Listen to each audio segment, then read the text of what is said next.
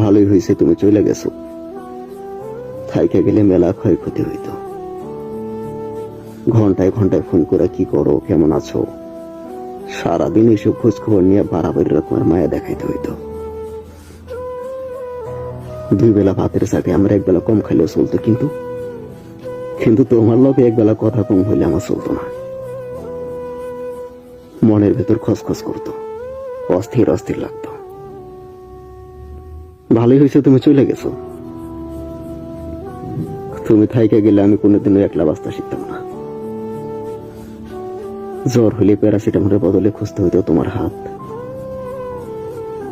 তুমি ছাড়া নিজের কাছে নিজেরা মনে হইতো ডানা ভাঙা আহত পাখি। খোলা আসমান পাইতাম ঠিকই, কিন্তু উঠতে পারতাম না। তার চাইতে ভালোই হয়েছে তুমি চলে গেছো। তুমি থাইকে গেলেই পিরিত কইমা যাইতো।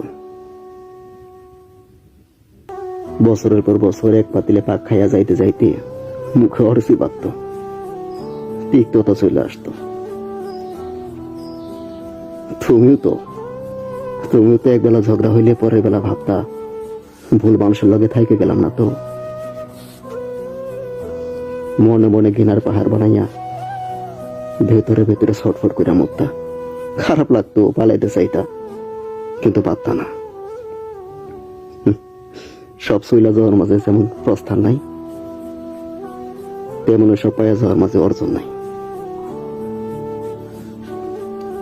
তুমি থাইকে গেলে তোমার পাওয়ার মতো স্বল্প আনন্দ পাইতাম ঠিকই, কিন্তু তোমার না পাওয়ার মতো এই দীর্ঘ বেদনার আনন্দ কোনো কালই পাইতাম না।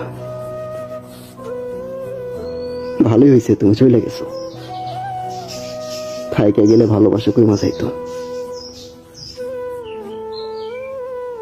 3 বেলা ভাতের জায়গায় 1 বেলা কম হইলে আমার চলতো, কিন্তু 1 বেলা ভালোবাসা কম হইলে আমার কোনো কালেই চলতো না।